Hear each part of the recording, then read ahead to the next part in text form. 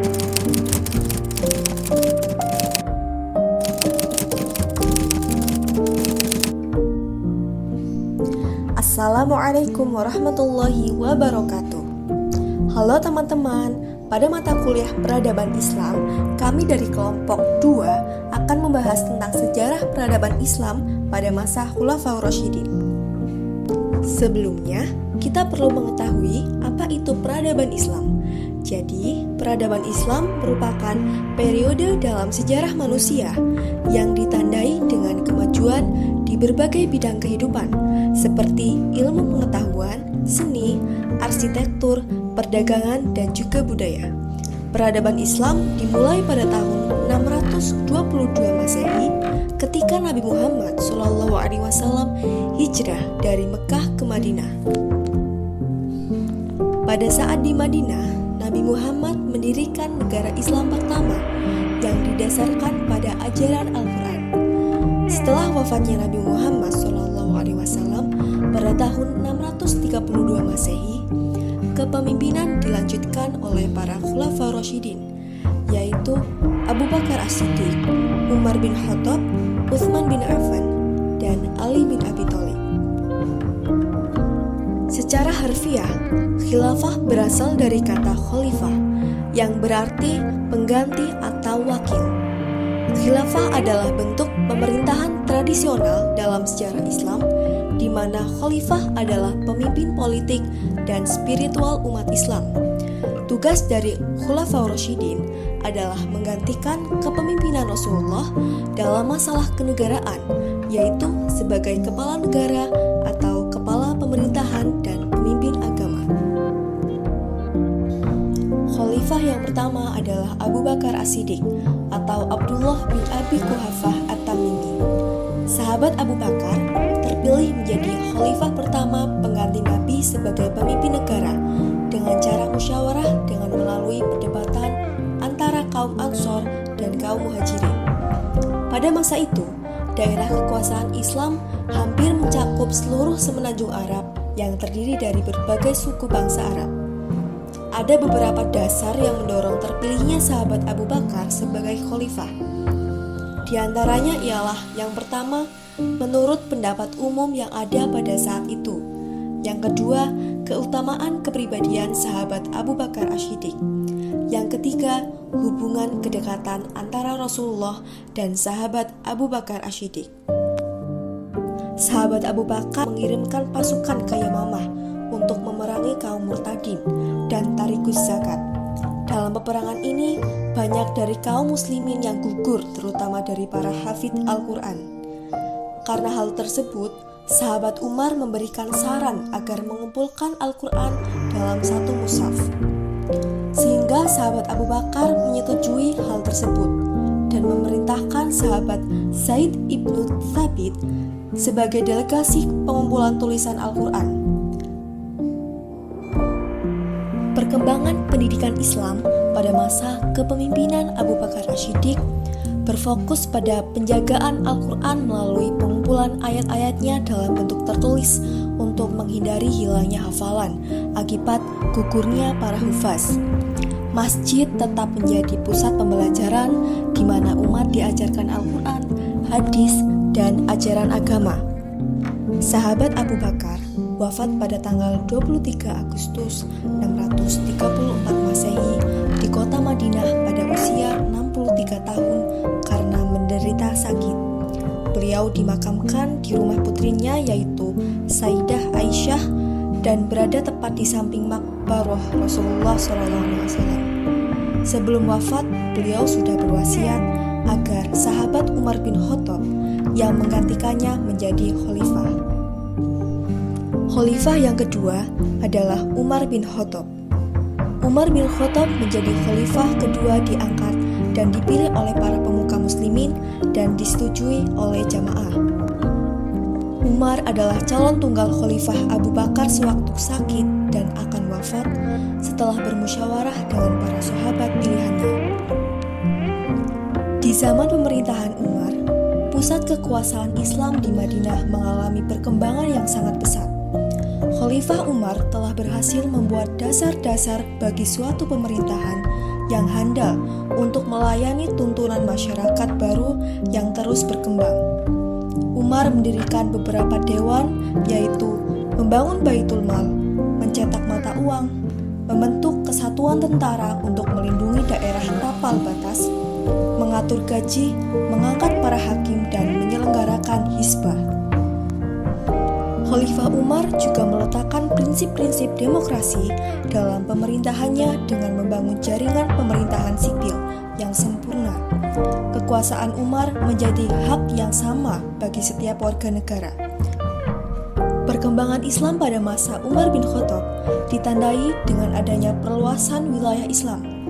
Wilayah Islam berkembang pesat, yaitu mencakup Mesopotamia, Persia, Syam, Mesir, Afrika Utara, dan Armenia. Khalifah Umar bin Khattab memerintah selama 10 tahun lebih 6 bulan 4 hari. Kematiannya sangat tragis, yakni disebabkan oleh seorang budak Persia bernama Fairuz atau Abu Lu'lu'ah secara tiba-tiba menyerang dengan tikaman pisau tajam ke arah khalifah yang akan menunaikan sholat subuh berjamaah. Khalifah Umar wafat setelah 3 hari penikaman atas dirinya terjadi, yakni 1 Muharram 23 Hijriah atau 644 Masehi. Khalifah yang ketiga adalah Khalifah Utsman bin Affan. Utsman bin Affan memeluk Islam karena ajakan Abu Bakar dan menjadi salah seorang sahabat dekat Nabi Muhammad SAW yang dikenal sangat kaya raya, tetapi berlaku sederhana dan sebagian kekayaannya sering digunakan untuk kepentingan Islam. Ia mendapatkan julukan Zunnurain yang artinya memiliki 2 cahaya karena menikahi 2 putri Nabi Muhammad SAW. Seperti halnya Umar, Utsman diangkat menjadi khalifah melalui proses pemilihan, yaitu melewati Badan Syuro yang dibentuk oleh Umar menjelang wafatnya. Masa pemerintahannya adalah yang terpanjang dari semua khalifah di zaman para khalifah Rasyidin, yaitu 12 tahun. Tetapi sejarah mencatat tidak seluruh masa kekuasaannya menjadi saat yang baik dan sukses baginya. Para penulis sejarah membagi zaman pemerintahannya menjadi 2 periode, yaitu 6 tahun pertama merupakan masa kejayaan pemerintahannya dan tahun terakhir merupakan masa pemerintahan yang buruk. Daerah-daerah strategis yang sudah dikuasai Islam seperti Mesir dan Irak. Karya monumental Utsman yang dipersembahkan kepada umat Islam ialah penyusunan kitab suci Al-Quran. Bentuk manajemen yang ditetapkan dalam pemerintahan Utsman tercermin dalam pengumpulan Mushaf Al-Quran menjadi satu, yang dikenal dengan Mushaf Utsmani. Prestasi yang terpenting bagi Khalifah Utsman adalah menulis kembali Al-Quran yang telah ditulis pada zaman Abu Bakar As-Siddiq, yang pada waktu itu disimpan oleh Hafsah binti Umar. Manfaat dari dibukukannya Al-Quran pada masa Utsman adalah yang pertama untuk menyatukan kaum muslimin pada satu macam mushaf yang seragam ejaan tulisannya. Yang kedua, untuk menyatukan bacaan, meskipun masih ada perbedaan, namun harus tidak berlawanan dengan ejaan mushaf Utsmani. Dan yang ketiga, untuk menyatukan tertib susunan surat-surat menurut tertib urut yang kelihatan pada mushaf sekarang ini. Pada masa kekhalifahan Utsman bin Affan, terdapat indikasi praktik nepotisme. Hal ini yang membuat sekelompok sahabat mencela kepemimpinan Utsman karena telah memilih keluarga kerabat sebagai pejabat pemerintahan. Pada paruh terakhir masa kekhalifahannya, muncul perasaan tidak puas dan kecewa dari kalangan umat Islam terhadapnya. Puncaknya terjadi tragedi pada tahun 35 Hijriah atau 656 Masehi, yaitu Utsman dibunuh oleh kaum pemberontak yang terdiri dari orang-orang yang merasa kecewa. Mereka mengepung rumah khalifah dan membunuhnya ketika sedang membaca Al-Quran. Akhirnya beliau dimakamkan di pemakaman Baqi di Madinah, dan pembunuhan Utsman merupakan malapetaka besar yang menimpa umat Islam. Khalifah yang keempat adalah Khalifah Ali bin Abi Thalib. Ali bin Abi Thalib memerintah dari tahun 656 sampai 661 Masehi. Sejak kecil ia dididik dan diasuh oleh Nabi Muhammad SAW. Ali seringkali ditunjuk oleh Nabi menggantikan beliau menyelesaikan masalah-masalah penting. Semasa pemerintahannya, Ali tidak dapat banyak berbuat untuk mengembangkan hukum Islam karena keadaan negara yang tidak stabil. Ali bin Abi Thalib diangkat sebagai khalifah bukan karena hasil keputusan musyawarah umat Islam, tetapi diangkat oleh para pemberontak. Begitu menjadi khalifah, para gubernur yang diangkat oleh Utsman diganti dan tanah-tanah yang dibagikan diambil kembali. Pengukuhan Ali menjadi khalifah tidak semulus pengukuhan 3 orang khalifah pendahulunya. Ia dibaiat di tengah-tengah kematian Utsman, pertentangan, kekacauan, dan kebingungan umat Islam Madinah. Sebab kaum pemberontak yang membunuh Utsman mendaulat Ali supaya bersedia dibaiat menjadi khalifah. Pada masa pemerintahannya, kebijaksanaan Ali mengakibatkan timbulnya perlawanan dari para gubernur di Damaskus. Muawiyah yang didukung oleh sejumlah bekas pejabat tinggi yang merasa kehilangan kedudukan dan kejayaan.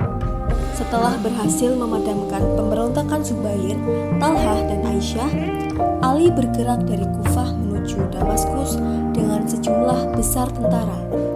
Pasukannya bertemu dengan pasukan Muawiyah di Siffin. Pertempuran pun terjadi dan dikenal dengan nama Perang Siffin. Perang ini diakhiri dengan tahkim atau arbitrase. Tapi tahkim ternyata tidak menyelesaikan masalah, bahkan menyebabkan timbulnya golongan ketiga, Al-Khawarij, orang-orang yang keluar dari barisan Ali.